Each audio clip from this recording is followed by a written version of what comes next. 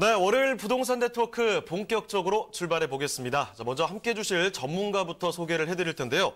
UNS 하우징의 서덕수 부대표님 나와주셨습니다. 네, 부대표님 안녕하세요. 네, 안녕하세요. 네, 인사 말씀 전해주실까요? 네, 타워팰리스하고 신림동 고시텔을 한번 비교를 해봤는데요. 이 평당 임대료는 신림동 고시텔이 훨씬 높았습니다. 이런 걸 이제 쪼개기 경작이라고 하는데요.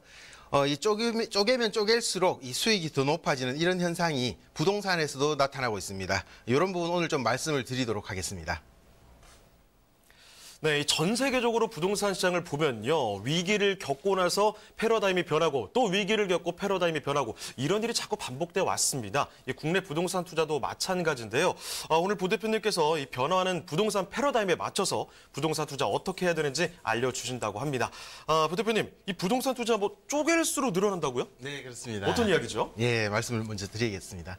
자, 이제 사람들이 이제 적자 생존 하지 않습니까? 그러면 이 적자 생존이라는 게 어떤 걸까요? 이게 강한 자가 살아남는 게 아니고 이 변화에 적응을 잘하는 이런 것들이 살아남는다는 건데요.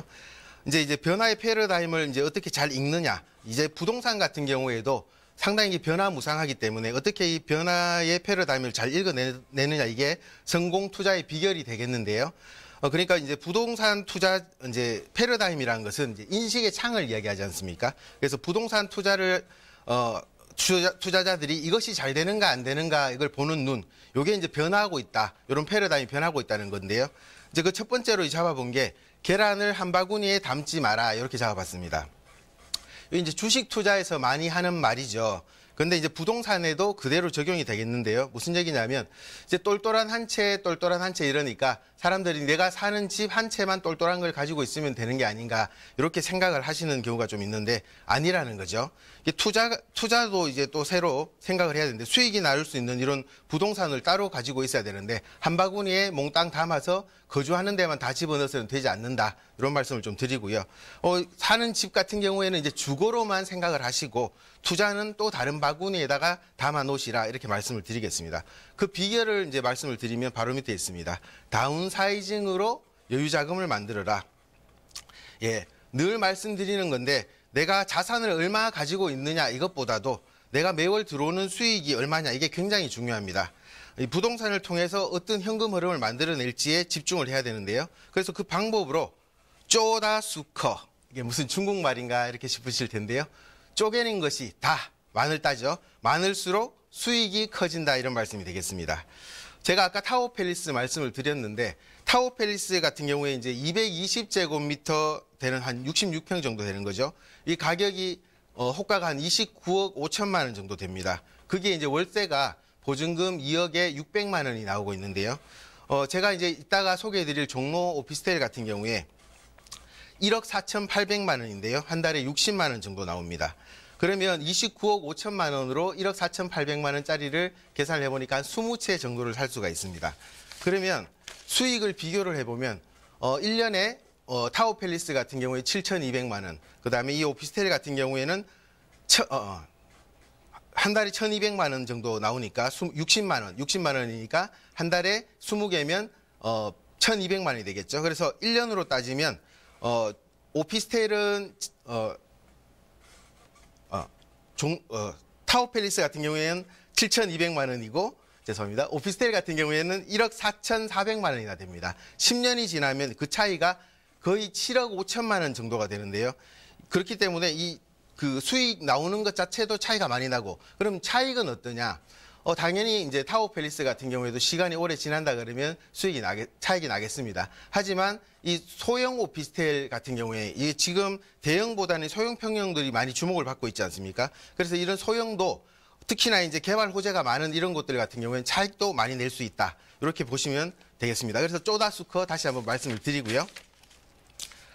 이제 변화하는 주거 환경 패러다임 이렇게 두 번째로 잡아봤는데요. 투자 환경이 투자자들의 환경만 바뀌는 게 아니고 이 주거 환경도 바뀌고 있는데요. 첫 번째로 이 거스를 수 없는 대세죠. 1인 가구를 주목해야 되는데 지금 서울 같은 경우에 372만 가구가 있습니다. 이 중에 1인 가구가 117만 가구인데요. 1, 2인 가구를 합하면 전체 인구의 가구 수의 한 60%가 넘어갑니다.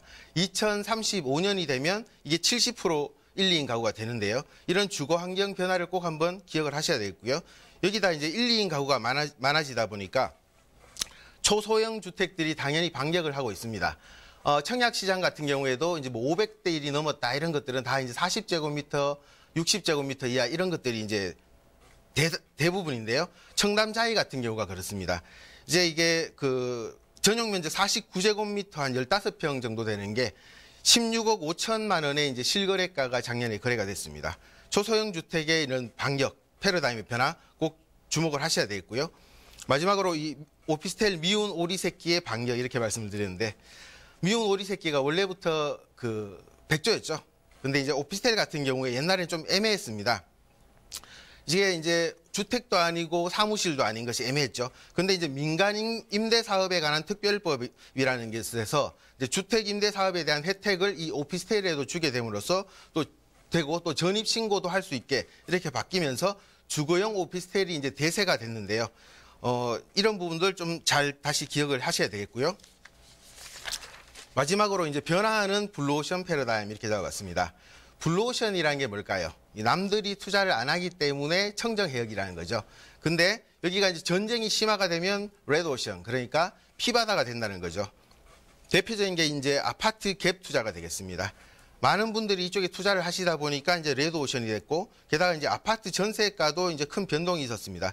이런 변동 시장, 큰 변동 시장에다가 시장인 이 아파트 갭 투자를 하신다는 것은 조금 어려울 수 있다. 하지만 이제 오피스텔 같은 경우에는 수익형으로 이제 많이 합니다. 그래서 월세로 주로 받지 전세를 잘 내놓지가 않기 때문에 아주 귀합니다. 그러다 보니까 오피스텔 전세가 같은 경우는 계속 높아지고 있습니다. 그래서 이런 것들 새로운 그 오피스텔 같은 경우에는 그 블루오션화 되고 있다. 이런 부분 말씀드리고요. 그리고 이 상가와 오피스텔의 빌딩에 이제 레드오션화 이렇게 말씀을 드립니다. 예전에 이제 리츠 같은 경우에 주로 투자를 하는 곳들이 상가나 오피스텔 같은 것들이었습니다. 오피스 빌딩 같은 것들이었습니다. 근데 이제 이쪽 부분도 계속 이제 가격이 올라가다 보니까 수익률이 한 2%대까지 떨어지는 이런 현상이 보여지고 있습니다. 그래서 요즘 이런 리츠, 이런 부동산 투자 펀드 같은 경우에는 오피스텔 5% 정도까지 수익이 나오는 이런 오피스텔로 이전하고 있는 이런 모습들을 보여주고 있고요. 또 마지막으로 이제 주택 임대 사업의 새로운 블루오션화. 여러 번 강조를 드리고 있는데 주택 임대 사업자 같은 경우에 소형 주택으로 주택 임대 사업자를 하시면 이제 취득세를 100% 감면받고 또 재산세도 100%, 그다음에 양도세도 70%까지 감면받을 수 있는 방법들이 있습니다. 또 그뿐만 아니죠. 이제 그 건강보험이 문제가 되니까 80%까지 또 이렇게 감면을 해주는, 깎아주는 이런 어마어마한 혜택들이 있습니다. 이런 주택 임대 사업, 이런 새로운 블루오션도 마지막으로 꼭 한번 짚고 넘어갔으면 좋겠습니다. 이렇게 정리하겠습니다.